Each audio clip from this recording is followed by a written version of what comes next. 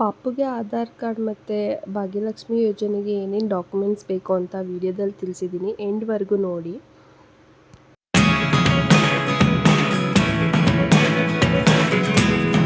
Hi hello welcome back to Shruti Umesh channel. ಇವತ್ತು ಮಾರ್ನಿಂಗಿಂದನೇ blog start ಮಾಡ್ತಾ ಇದ್ದೀನಿ. ಪಾಪುಗೆ ಆಯಿಲ್ ಮಸಾಜ್ ಮಾಡಿ ಸ್ನಾನ ಮಾಡಿಸೋಣ ಅಂತ ಆಯಿಲ್ ಮಸಾಜ್ ಮಾಡ್ತಿದ್ದೆ. ಈಗಂತೂ ಪಾಪು ಮೊದಲಿನ ಥರ ಆಯಿಲ್ ಮಸಾಜ್ ಮಾಡಿಸ್ಕೊಳ್ಳಲ್ಲ. ಅವಾಗಾದರೆ ತುಂಬ ಎಂಜಾಯ್ ಮಾಡ್ತಿದ್ಲು. ಇವಾಗ ಆಟ ಜಾಸ್ತಿ ಆಗಿಬಿಟ್ಟಿದೆ. ಒಂದು ಕಡೆ ಕೂರಲ್ಲ, ಒಂದು ಕಡೆ ಮಲಗಲ್ಲ. ನೋಡಿ ಎಷ್ಟು ಆಟ ಆಡ್ತಿದ್ದಾಳೆ ಅಂತ ಅಂದರೆ ಸಖತ್ ಆಟ ಆಡಿಸ್ತಾಳೆ. ಇವಾಗಂತೂ ಒಂದು ಕಡೆ ಇರಲ್ಲ ಅವಳನ್ನ ಹ್ಯಾಂಡಲ್ ಮಾಡೋದಂತೂ ನನಗೆ ತುಂಬ ಕಷ್ಟ ಆಗಿಬಿಟ್ಟಿದೆ. ಮಸಾಜ್ ಮಾಡಬೇಕಾದ್ರಂತೂ ಸಾಹಸ ಮಾಡಬೇಕು ನಾನು ಅವಳಿಗೆ. ಏನೇನಾದರೂ ಮಾತಾಡಿಸಿ ಅವಳನ್ನ ಮೈಂಡ್ ಡೈವರ್ಟ್ ಮಾಡ್ತಾಯಿದ್ರೆ ಸುಮ್ಮನೆ ಇರ್ತಾಳೆ. ಇಲ್ಲ ಅಂದರೆ ಸುಮ್ಮನೆ ನಮ್ಮ ಕೈಯಿಂದ ಕಿವುಚ್ಕೊಂಡು ಹೋಗ್ಬಿಡಬೇಕು, ಆ ಕಡೆ ಈ ಕಡೆ ಹೋಗ್ಬಿಡ್ಬೇಕು ಅಂತಲೇ ನೋಡ್ತಿರ್ತಾಳೆ. ಹಂಗಾಗಿ ಇವಾಗ ಪಾಪುಗೆ ಸ್ನಾನ ಮಾಡಿಸಿ ನಾನು ರೆಡಿಯಾಗಿ ಹೊರಗಡೆ ಹೋಗ್ತಾಯಿದ್ದೀವಿ. ಎಲ್ಲಿಗೆ ಅಂದರೆ ಅಂಗನವಾಡಿಗೆ ಹೋಗಬೇಕು. ಅಂಗನವಾಡೀಲಿ ಬರೋಕ್ಕೆ ಹೇಳಿದ್ದಾರೆ. ಇವತ್ತು ಡಾಕ್ಟರ್ ಚೆಕಪ್ ಇದೆ ಅಂತ. ಪಾಪುಗೆ 6 ಮಂತ್ಸ್ ಕಂಪ್ಲೀಟ್ ಆಯಿತು. ಸೊ ಹಾಗಾಗಿ ಸ್ವಲ್ಪ ಸಾಲಿಡೆಲ್ಲ ಸ್ಟಾರ್ಟ್ ಮಾಡಬೇಕಲ್ಲ, ಹಾಗಾಗಿ ಡಾಕ್ಟರ್ ಚೆಕಪ್ ಮಾಡಿ ಹೇಳ್ತಾರೆ. ಹೈಟು ವೆಯ್ಟ್ ಎಲ್ಲ ಚೆಕ್ ಮಾಡಬೇಕಿದೆ, ಕರ್ಕೊಬನ್ನಿ ಅಂತ ಹೇಳಿದ್ದಾರೆ. ಮತ್ತು ಸ್ವಲ್ಪ ಡಾಕ್ಯುಮೆಂಟ್ಸ್ ಎಲ್ಲ ತರಕ್ಕೆ ಹೇಳಿದ್ದಾರೆ. ಏನಕ್ಕೆ ಅಂತ ಅಂದರೆ ಭಾಗ್ಯಲಕ್ಷ್ಮಿದು ಅಪ್ಲೈ ಮಾಡಬೇಕಲ್ಲ. ಸೊ ಅದಕ್ಕೆ ಹೆಣ್ಮಕ್ಳಾದರೆ ಭಾಗ್ಯಲಕ್ಷ್ಮಿ ಯೋಜನೆ ಅಪ್ಲೈ ಮಾಡ್ಬೋದು. ಸೊ ಹಾಗಾಗಿ ಅದಕ್ಕೂ ಕೂಡ ಡಾಕ್ಯುಮೆಂಟ್ಸ್ ತೊಗೊಬನ್ನಿ, ಅಪ್ಲೈ ಮಾಡ್ಬೋದು ಅಂತ ಹೇಳಿದ್ದಾರೆ. ನೋಡೋಣ, ಅಲ್ಲಿಗೆ ತೊಗೊಂಡು ಹೋಗೋಣ ಅಂತ ಹೊರಟಿದ್ದೀವಿ. ಈಗ ಇವಳನ್ನ ರೆಡಿ ಮಾಡಿ ನಾನು ರೆಡಿ ಆಗಬೇಕು. ನೋಡಿ, ಅವಳಿಗೆ ಈಗ 1 2 3 ಹೇಳಿದ್ರೆ ಅದಕ್ಕೆಲ್ಲ ರೆಸ್ಪಾನ್ಸ್ ಮಾಡ್ತಾಳೆ. ಖುಷಿ ಅವಳಿಗೆ ನಾನು 1 2 3 ಹೇಳಿದ್ರೆ. ಇವಾಗ ರೆಡಿಯಾಗಿ ಹೊರಟ್ವಿ, ಇಬ್ಬರು ಕೂಡ ರೆಡಿ ಆದ್ವಿ. ಪಾಪುನ ಕ್ಯಾರಿ ಬ್ಯಾಗಲ್ಲಿ ಹಾಕ್ಕೊಬಿಟ್ಟಿದ್ದೀನಿ, ಗಾಡೀಲಿ ಕೂತ್ಕೊಳ್ಳೋಕ್ಕೆ ಈಸಿ ಆಗುತ್ತೆ ಅಂತ ಕ್ಯಾರಿ ಬ್ಯಾಗಲ್ಲಿ ಹಾಕ್ಕೊಂಡೆ. ಬಟ್ ಏನಂತ ಅಂದರೆ ಈಗ ಫಸ್ಟು ಆಧಾರ್ ಮಾಡ್ಸೋಕ್ಕೆ ಬಂದಿದ್ದೀವಿ. ಅಲ್ಲಿ ಹೋಗಿದ್ವಿ ಚೆಕಪ್ಗೆ. ಅಲ್ಲಿ ಚೆಕಪ್ ಎಲ್ಲ ಆಯಿತು. ಪಾಪುದು ಎಲ್ಲ ಹೆಲ್ದಿ ಇದ್ದಾಳೆ, ಶಾಲೆ ಸ್ಟಾರ್ಟ್ ಮಾಡಿ ಅಂತ ಹೇಳಿದ್ದಾರೆ. ಸಿರ್ಲಾಕೆಲ್ಲ ಕೊಡಬೇಡಿ, ಮನೇಲಿ ಏನು ಫುಡ್ ಮಾಡ್ತೀರಾ ಅದನ್ನು ಕೊಡಿ, ರಾಗಿ ಸರಿ ಕೊಡಿ ಅಂತ ಹೇಳಿದ್ದಾರೆ. ಏನಾಯಿತು ಅಂತ ಅಂದರೆ ಭಾಗ್ಯಲಕ್ಷ್ಮಿ ಯೋಜನೆ ಅಪ್ಲೈ ಮಾಡೋಕ್ಕೆ ಪಾಪುದು ಆಧಾರ್ ಕಾರ್ಡ್ ಬೇಕಂತೆ. ಫಸ್ಟು ರೇಷನ್ ಕಾರ್ಡಲ್ಲಿ ನನ್ನ ನೇಮ್ ಇದ್ದರೆ ಮತ್ತು ಬರ್ತ್ ಸರ್ಟಿಫಿಕೇಟ್ ಇದ್ದರೆ ಮಾಡ್ತಾರೆ ಅಂತ ಹೇಳಿದ್ರು. ಬಟ್ ಅಲ್ಲೋದ್ಮೇಲೆ ಆಧಾರ್ ಕಾರ್ಡ್ ಬೇಕು ಅಂತ ಹೇಳಿದ್ರು. ಪಾಪುಗೆ 6 ಮಂತ್ಸ್ ಕಂಪ್ಲೀಟ್ ಆಗಿದ್ದರೆ ಆಧಾರ್ ಕಾರ್ಡ್ ಮಾಡಿಸ್ಬೋದು ಅಂತ ಹೇಳಿದ್ರು. ಅದಕ್ಕೋಸ್ಕರ ಇನ್ನೇನು ಉಮೇಶ್ ಕೂಡ ಆಲ್ರೆಡಿ ಆಫ್ಟರ್ನೂನ್ ಆಗಿತ್ತಲ್ಲ, ಇನ್ನು ಆಫೀಸ್ಗೂ ಹೋಗಲ್ಲ ಅಂದರು. ಹಾಗಾಗಿ ಒಂದೇ ದಿನ ಈ ಕೆಲಸನೂ ಮುಗಿಸ್ಕೊಬಿಡೋಣ, ಆಧಾರ್ ಮಾಡಿಸ್ಕೊಂಡೆ ನೆಕ್ಸ್ಟು ಭಾಗ್ಯಲಕ್ಷ್ಮಿಗೆ ಅಪ್ಲೈ ಮಾಡೋಕ್ಕೆ ಈಸಿ ಆಗುತ್ತೆ ಅಂತ ಬಂದ್ವಿ ಆಧಾರ್ ಸೆಂಟ್ರಿಗೆ. ನಾನು ಟೋಕನ್ ತೊಗೊಬರ್ತೀನಿ, ನೀನು ಒಳಗಡೆ ಕೂತಿರು ಅಂತ ಹೇಳಿದ್ರು. ಸೊ ಹಾಗಾಗಿ ನಾನು ಒಳಗಡೆ ಕೂತಿದ್ದೆ. ಪಾಪು ಕೂಡ ಮಲ್ಕೊಬಿಟ್ಲು. ಅಲ್ಲಿ ನೋಡಿ, ಅಲ್ಲೊಂದು ಪಾಪು ಇತ್ತು, ಅದಕ್ಕೂ ಆಧಾರ್ ಕಾರ್ಡ್ ಮಾಡ್ಸೋಕ್ಕೆ ಬಂದಿದ್ದರು ಅನಿಸುತ್ತೆ. ಅದು ನನ್ನನ್ನೇ ನೋಡ್ಕೊಂಡು ನಗ್ತಾ ಇತ್ತು. ಅದಕ್ಕೆ ಅದನ್ನು ಕರಿತಾ ಇದ್ದೆ ಬಾ ಅಂತ. ನಗ್ತಾ ಇತ್ತು, ಅವರಮ್ಮ ಎತ್ಕೊಂಡಿದ್ರು, ನಗ್ತಾ ಇತ್ತು. ಉಮೇಶ್ ಕೂಡ ಆಧಾರ್ ಕಾರ್ಡ್ ಅಪ್ಡೇಟ್ ಮಾಡಿಸ್ಬೇಕು ಅಂತ ಅವ್ರಿಗೆ ಟೋಕನ್ ತೊಗೊಂಡ್ರು. ಪಾಪುದು ಟೋಕನ್ ತೊಗೊಳಕ್ಕೆ ಹೋದ್ರು. ಬಟ್ ಅವ್ರದ್ದು ಆಧಾರ್ ಅಪ್ಡೇಟ್ ಆಗೋದ್ರಿಂದ ಅವ್ರದ್ದು ರೆಫ್ರೆನ್ಸಿಗೆ ತೊಗೊಳಕ್ಕಾಗಲ್ಲ ಅಂತ ಅಂದರು. ಅದಕ್ಕೆ ತಾಯಿದು ಆಧಾರ್ ಇದ್ದರೆ ತೊಗೊಬನ್ನಿ ಅಂತ ಹೇಳಿದ್ರು. ಹಂಗಾಗಿ ಉಮೇಶ್ ನಂದು ಆಧಾರ್ ಕಾರ್ಡ್ ಇಸ್ಕೊಳ್ಳೋಕ್ಕೆ ಅಂತ ಬಂದರು. ಆಧಾರ್ ಕಾರ್ಡ್ ಇಸ್ಕೊಂಡು ಈ ಕಡೆ ಬ್ಯಾಕ್ ಸೈಡಿಂದನೇ ಕೊಟ್ಟರು, ಪಾಪು ಇದೆ ಅಂತ.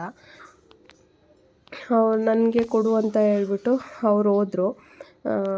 ಉಮೇಶ್ ಅವ್ರದ್ದು ಆಧಾರ್ ಅಪ್ಡೇಟ್ ಮಾಡ್ಸೋಕ್ಕೆ ಫೋಟೋ ಅಪ್ಡೇಟ್ ಮಾಡಿಸ್ಬೇಕಿತ್ತು. ಸೊ ಹಾಗಾಗಿ ಅವ್ರು ಹೋದರು. ನಾನು ಹೋಗೋಣ ಅವ್ರ ಹತ್ರ ಹೋದೆ, ಕೊಟ್ಟೆ.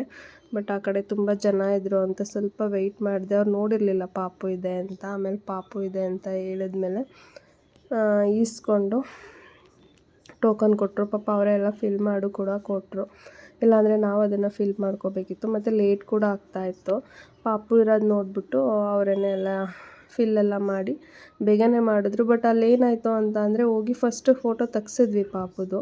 ಕರೆದ್ರು, ಹೋಗಿ ಫೋಟೋ ತೆಗ್ಸಿದ್ವಿ. ಬಟ್ ಏನಂತ ಅಂದರೆ ಅವಳದು ಬರ್ತ್ ಸರ್ಟಿಫಿಕೇಟು ನಾವು ಇದು ತೊಗೊಂಡೋಗಿಲ್ಲ, ಒರಿಜಿನಲ್ ತೊಗೊಂಡೋಗಿಲ್ಲ, ಜೆರಾಕ್ಸ್ ತೊಗೊಂಡೋಗಿದ್ವಿ. ಬಟ್ ಅದು ಇದು ತೊಗೋತಾ ಇರಲಿಲ್ಲ, ಸ್ಕ್ಯಾನ್ ತೊಗೋತಿರ್ಲಿಲ್ಲ ಅಂದ್ಬಿಟ್ಟು ಮತ್ತು ಮನೆಗೆ ಹೋಗಿ ಉಮೇಶು ನಾನು ಅಲ್ಲೇ ವೆಯ್ಟ್ ಮಾಡ್ತಾಯಿದ್ದೆ. ಅವರು ಮನೆಗೆ ಹೋಗಿ ಮತ್ತು ಒರಿಜಿನಲ್ ತೊಗೊಂಡು ಬಂದರು. ಒರಿಜಿನಲ್ ತೊಗೊಂಡು ಬಂದಮೇಲೆ ಮತ್ತು ಅವಳಿಗೆ ಫೋಟೋಸ್ ತೆಗ್ಸಿದ್ವಿ. ತೆಗೆಸ್ಬಿಟ್ಟು ಅಪ್ಡೇಟ್ ಮಾಡಿಸ್ಬಿಟ್ಟೆಲ್ಲ ಬಂದ್ವಿ. ಬಟ್ ಯಾವಾಗ ಬರುತ್ತೆ ಅಂತ ಇನ್ನೂ ಗೊತ್ತಿಲ್ಲ. 3 ವೀಕ್ಸ್ ಬೇಕು ಅಂತ ಹೇಳಿದ್ದಾರೆ, 21 ಡೇಸ್ ಬೇಕು ಅಂತ. ನೋಡಬೇಕು ಯಾವಾಗ ಬರುತ್ತೆ ಅಂತ. ನೋಡಿ ಅವರು ನಂದು ಆಧಾರ್ ಎಲ್ಲ ಇಸ್ಕೊಂಡು ಬರ್ತ್ ಸರ್ಟಿಫಿಕೇಟ್ ಎಲ್ಲ ಇಸ್ಕೊಂಡ್ರು. ಬಟ್ ಅವ್ರಿಗೆ ಅದು ಒರಿಜಿನಲ್ ಅಲ್ಲ ಅಂತ ಗೊತ್ತಾಗಲಿಲ್ಲ. ಉಮೇಶ್ ಏನು ಮಾಡಿದ್ದಾರೆ, ಅದು ಬರ್ತ್ ಸರ್ಟಿಫಿಕೇಟ್ನ ಜೆರಾಕ್ಸ್ ಮಾಡಿಸಿರೋದು, ಕಲರ್ ಜೆರಾಕ್ಸ್ ಮಾಡಿಸ್ಬಿಟ್ಟಿದ್ದಾರೆ. ಸೊ ಹಂಗಾಗಿ ನಮಗೆ ಅದು ನಾನು ಎತ್ಕೋಬೇಕಾದ್ರೆ ಮನೆಯಿಂದ ಬರಬೇಕಾದ್ರೆ ಒರಿಜಿನಲ್ ಅಂತಲೇ ತೊಗೊಬಂದೆ. ಬಟ್ ಅದು ಜೆರಾಕ್ಸು. ಅಲ್ಲಿ ಇದು ಮಾಡಿದ್ರೆ ಸ್ಕ್ಯಾನ್ ಮಾಡಿದ್ರೆ ತೊಗೋತಾ ಇರಲಿಲ್ಲ. ಉಮೇಶ್ ನನ್ನನ್ನು ಕೂರಿಸಿ ಮನೆಗೆ ಹೋಗಿದ್ರಲ್ಲ, ಆ ಗ್ಯಾಪಲ್ಲಿ ಪಾಪು ಅಲ್ಲಿ ಕಾಲೇಜ್ ಹುಡುಗಿರು ಬಂದಿದ್ದರು. ಅವ್ರ ಜೊತೆ ಹೋಗ್ಬಿಟ್ಟು ಆಟ ಆಡ್ತಾಯಿದ್ಲು. ಯಾರು ಹುಡುಗಿರು ಇದ್ದರೆ ಹೋಗ್ಬಿಡ್ತಾಳೆ, ಹೋಗ್ಬಿಟ್ಟು ಆಟ ಆಡ್ತಿರ್ತಾಳೆ ಅವ್ರ ಹತ್ರ. ಯಾರು ಕರೆದ್ರೂ ಹೋಗ್ತಾಳೆ, ಹೋಗಲ್ಲ ಅನ್ನೋದೇ ಇಲ್ಲ. ನೋಡಿ ಇಲ್ಲಿ ಫೋಟೋ ತೆಗ್ಸೋಕ್ಕಂತ ಸಾಹಸ ಮಾಡ್ತಿದ್ದೀವಿ. ಅವರು ನೋಡಿ ನಗ್ತಾಳೆ, ಉಮೇಶ್ನ ನೋಡಿ ನಗ್ತಾಳೆ. ಅವಳು ಕ್ಯಾಪ್ಚರ್ ಮಾಡೋಕ್ಕೆ ಫೋಟೋನ ಇದೇ ಆಗ್ತಿರ್ಲಿಲ್ಲ. ಆಮೇಲೆ ಅವಳ ಫೋಟೋ ಅಲ್ಲಿ ಸಿಸ್ಟಮಲ್ಲಿ ಬಂದಮೇಲೆ ನೋಡ್ತಾ ಇದ್ಲು. ಅವ್ರು ಆ ಗ್ಯಾಪಲ್ಲಿ ಕ್ಯಾಪ್ಚರ್ ಮಾಡಿಕೊಂಡ್ರು. ನೋಡಿ ಹಿಂಗೆ ನೋಡ್ತಿದ್ದಾಳೆ ಅಂತ. ಅದನ್ನೆಲ್ಲ ಮುಗಿಸ್ಕೊಂಡು ಆಲ್ರೆಡಿ ಟೈಮ್ ಆಗಿಬಿಟ್ಟಿತ್ತು ಅಂತ ಡೈರೆಕ್ಟು ಮನೆಗೆ ಬಂದ್ವಿ. ಮನೆಗೆ ಬಂದು ಉಮೇಶ್ ಕೂಡ ಕೆಲಸ ಇದೆ ಅಂತ ಮಾಡ್ತಾಯಿದ್ರು ಲ್ಯಾಪ್ಟಾಪಲ್ಲಿ. ನಾನು ಪಾಪು ಆಟ ಆಡ್ತಾಯಿದ್ವಿ. ಈಗಂತೂ ತುಂಬ ಆಟ ಆಡ್ತಾಳೆ, ಒಂದು ಕಡೆ ಇರಲ್ಲ. ಕೆಳಗಡೆ ಬಿಟ್ಟರೆ ಓಡ್ತಾ ಇರ್ತಾಳೆ. ಅಂಬೆಗಾಲಿಡೋಕ್ಕೆ ಸ್ಟಾರ್ಟ್ ಮಾಡಿಬಿಟ್ಟಿದ್ದಾಳೆ. ಅವಳು ತೆವಿಲೇ ಇಲ್ಲ, ಆಲ್ರೆಡಿ ಅಂಬೆಗಾಲಿಡ್ತಿದ್ದಾಳೆ. ಎರಡು ಅಂಬೆಗಾಲಿಡೋದು ಜಂಪ್ ಮಾಡೋದು ಆ ಥರ ಮಾಡ್ತಿದ್ದಾಳೆ. ಎಲ್ಲಿ ಬಿದ್ದು ಒಡಿಸ್ಕೊಬಿಡ್ತಾಳೆ ಮುಖ ಅನ್ನೋದೇ ಭಯ ಆಗುತ್ತೆ. ಅದಕ್ಕೆ ನಾನಿದ್ರಂತೂ ಯಾವಾಗಲೂ ಎತ್ಕೊಂಡು ಸುಮ್ಮನೆ ಕೂತಿರ್ತೀನಿ, ಕೆಲಸನೂ ಮಾಡ್ಕೊಳಕ್ಕಾಗಲ್ಲ. ಉಮೇಶ್ ಇದ್ದರೆ ಸ್ವಲ್ಪ ಕೆಳಗಡೆ ಬಿಟ್ಕೊಂಡು ಅವಳ ಜೊತೆ ಆಟ ಆಡ್ತಿರ್ತಾರೆ. ಬಟ್ ನನಗೆ ಕೆಳಗಡೆ ಬಿಡೋಕ್ಕೆ ಭಯ ಆಗುತ್ತೆ ಅವಳನ್ನ. ಹಾಗಾಗಿ ನಾನು ಕೆಳಗಡೆನೇ ಬಿಡಲ್ಲ ಅವಳನ್ನ. ಬಟ್ ಈಗಂತೂ ತುಂಬ ತುಂಟಿ ಆಗಿದ್ದಾಳೆ. ಇಲ್ಲಿ ಪಾಪ, ಇಲ್ಲಿ ಚಿರಶ್ವಿ ಪಾಪ, ಚಿನ್ನ ಮಗಳ ಚಿರಶ್ವಿ. ವಾ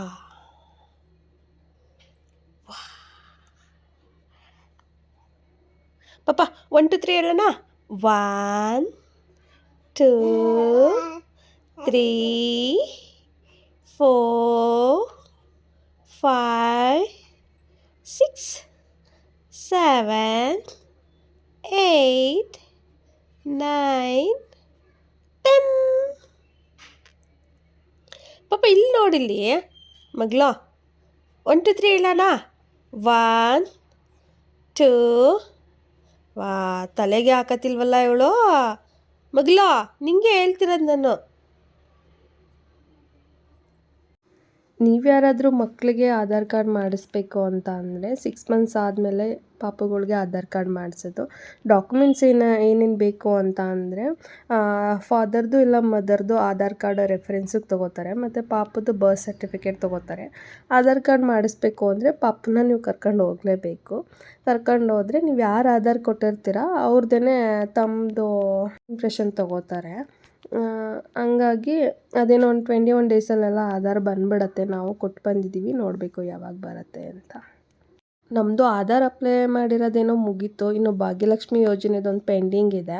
ಆಧಾರ್ ಬಂದಮೇಲೆ ಪಾಪುದು ಆಧಾರ್ ಬಂದಮೇಲೆ ಹೋಗಿ ಅಪ್ಲೈ ಮಾಡಬೇಕು. ಅದಕ್ಕೆ ಏನೇನು ಡಾಕ್ಯುಮೆಂಟ್ಸ್ ಬೇಕು ಅಂತ ನಮ್ಗೆ ಅವ್ರು ಹೇಳಿರೋದು, ಪಾಪುದು ಆಧಾರು ಮತ್ತು ಬರ್ತ್ ಸರ್ಟಿಫಿಕೇಟು, ಫಾದರ್ ಮತ್ತು ಮದರ್ದು ಆಧಾರ್ ಕಾರ್ಡು ಮತ್ತು ತಂದೆ ಮನೆದು ರೇಷನ್ ಕಾರ್ಡ್ ಬೇಕು. ಇಷ್ಟನ್ನು ತೊಗೊಂಡೋದ್ರೆ ಅಪ್ಲೈ ಮಾಡ್ತೀನಿ ಅಂತ ಹೇಳಿದ್ದಾರೆ. ಅದು 2 ಇಯರ್ಸ್ವರೆಗೂ ಟೈಮ್ ಇರುತ್ತೆ, ಅಷ್ಟರೊಳಗಡೆ ಮಾಡಿಸ್ಕೋಬೇಕು ಅಂತ ಹೇಳಿದ್ದಾರೆ. ನೀವು ಯಾರಾದರೂ ಮಾಡಿಸ್ಬೇಕು ಇನ್ನೂ ಪಾಪುಗೆ ಮಾಡಿಸಿಲ್ಲ ಅಂತ ಅಂದರೆ 2 ಇಯರ್ಸ್ ಒಳಗಡೆ ಬೇಬಿ ಇದ್ದರೆ ಹೋಗಿ ಆದಷ್ಟು ಬೇಗ ಮಾಡಿಸ್ಕೊಳ್ಳಿ. ಇಷ್ಟು ಡಾಕ್ಯುಮೆಂಟ್ಸ್ ತೊಗೊಂಡೋದ್ರೇ ಸಾಕು, ಅಷ್ಟಕ್ಕೆ ಅಪ್ಲೈ ಮಾಡಿಕೊಡ್ತೀನಿ ಅಂತ ಹೇಳಿದ್ದಾರೆ. ನೋಡಬೇಕು. ನೆಕ್ಸ್ಟು ನಾವು ಭಾಗ್ಯಲಕ್ಷ್ಮಿ ಯೋಜನೆದು ಅಪ್ಲೈ ಮಾಡಿದ್ಮೇಲೆ ಬೇಕಿದ್ರೆ ನಾನು ಅದ್ರದ್ದೊಂದು ವೀಡಿಯೋ ಮಾಡಿ ಹಾಕ್ತೀನಿ. ಏನೇನಾಯಿತು, ಯಾವ್ಯಾವ ಡಾಕ್ಯುಮೆಂಟ್ಸ್ ತೊಗೊಂಡು ಅಂತ ಕಂಪ್ಲೀಟ್ ವೀಡಿಯೋ ಮಾಡಿ ಹಾಕ್ತೀನಿ. ಈಗ ಜಸ್ಟ್ ಏನಂದರೆ ಆಧಾರ್ ಅಪ್ಲೈ ಮಾಡಿದ್ದೀವಲ್ಲ, ಆಧಾರ್ ಇನ್ನೂ ಯಾರ್ಯಾರು ಮಾಡಿಸಿಲ್ಲ, ಯಾರ್ಯಾರಿಗೆ ಡೌಟ್ ಇದೆ ಅವ್ರಿಗೆಲ್ಲ ಒಂದು ಕ್ಲಾರಿಟಿ ಸಿಕ್ಕಿದೆ ಅಂತ ಅನ್ಕೋತೀನಿ.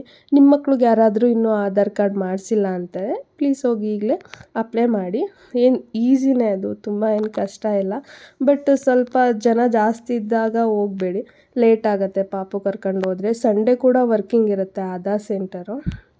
ಸೊ ಸಂಡೇ ಕೂಡ ನೀವು ಹೋಗಿ ಅಪ್ಲೈ ಮಾಡ್ಬೋದು. ಬಟ್ ಆಫ್ ಡೇ ಇರುತ್ತೆ ಅದು ಸಂಡೇ.